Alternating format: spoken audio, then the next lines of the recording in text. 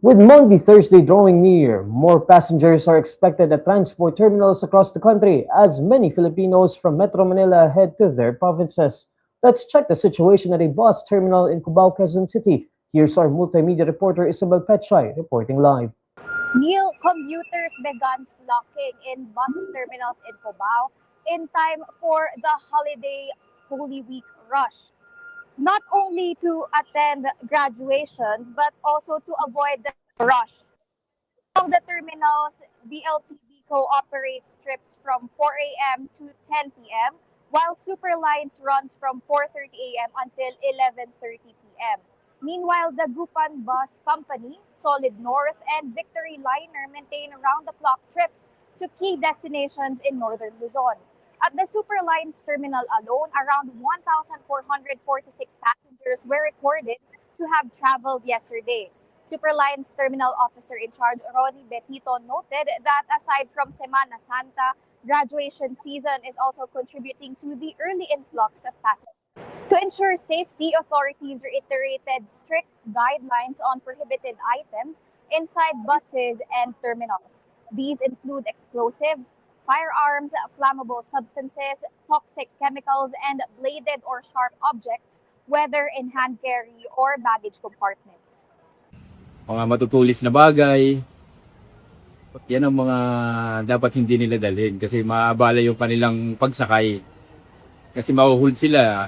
Minsan ma'am, dumarating tayo sa punto ma'am na yung regular schedule natin hindi na nasusunod. Kaya yung mga bus namin pagka naubos na, mag-aantay na uli kami ng kasimot na galing sa probinsya. Pagdating ng mga graduation, tapos ito yung sa mahal na araw.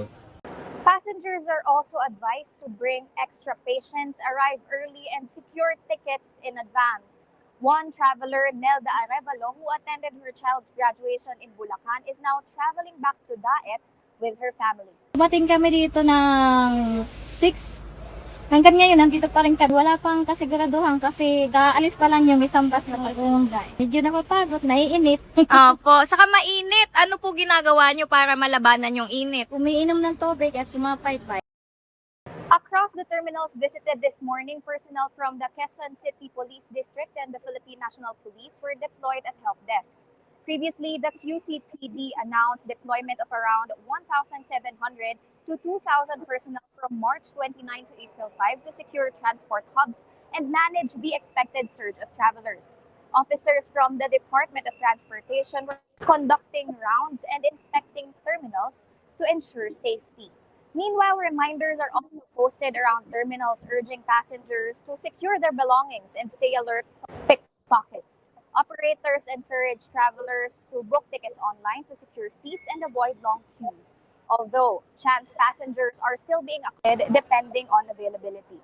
However, not only passengers were advised to plan ahead, bus companies also ensure that drivers and conductors are well rested. They are implementing a dual driver or reliever system to prevent fatigue.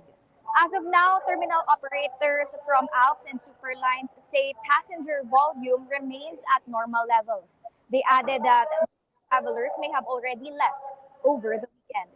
However, a surge is still expected in the coming days, especially as more commuters usually head home after work tomorrow. Neil?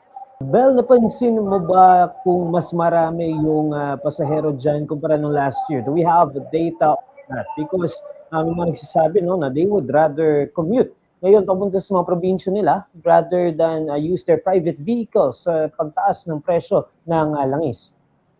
Exactly, Neil, dahil dun sa taas nga ng presyo ng krudo ngayon, ay maraming mga pasahero na pinili na lamang mag-commute at nabanggit dito sa terminal, madami nga yung mga pasahero. Ngunit as of now, yung mga bilang ng pasahero ay as normal pa daw. Inaasahan nila na bukas at sa mga susunod pang araw ay mas dadami ito dahil doon pa lang magsisimula ang Holy Week sa Thursday at sa Friday. Kaya after work tomorrow, inaasahan na dadagsain ang mga terminal dito sa Cubao.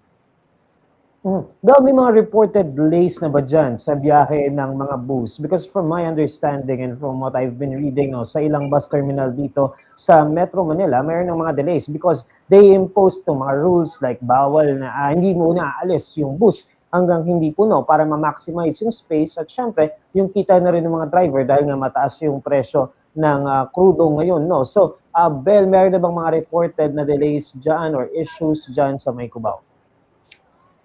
Neil, meron ditong 2 to 3 hours wait time ngayon dahil dun sa mga delay sa biyahe.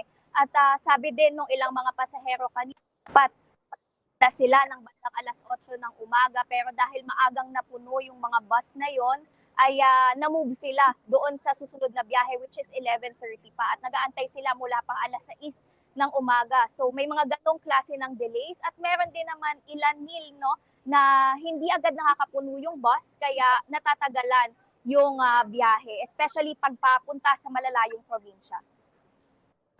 Bel, last question na lamang. Meron na mga nakausap ka ba dyan ng mga bus drivers? Ano yung kanilang sentimiento ngayon doon sa presyo ng crudo? Because as we know, no, sinuspend muna ni President Bongbong Marcos yung fare hike. No? And merong mga transport groups na nirereklamo itong suspension na ito dahil nga sa taas ng presyo ng crudo at sa impact nito sa mga driver, particularly sa mga public utility vehicles, no, kasama dyan yung mga bus. So may mga nakausap ka ba dyan na driver and what are their sentiments regarding this? And siguro an extension na lamang, no, because again, in other transport hubs here in Metro Manila, may mga reported na nag-increase nga ng presyo although nag-issue ng LTFRB ng show cause order against them kasi nga bawal ito.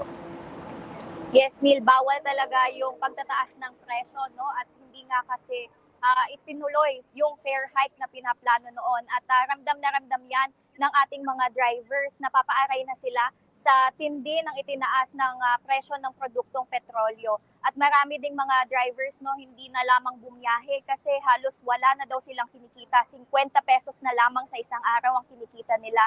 Sayang pa yung kanilang oras at kanilang pagod. Kaya yung ilan din ay hindi na lamang bumiyahe. Gayon din dito sa mga buses naman, no, na nakausap natin kanina, minsan hindi sila agad nakakaalis ng terminal dahil inaabot nila yung quota para hindi naman malugi yung kanilang biyahe.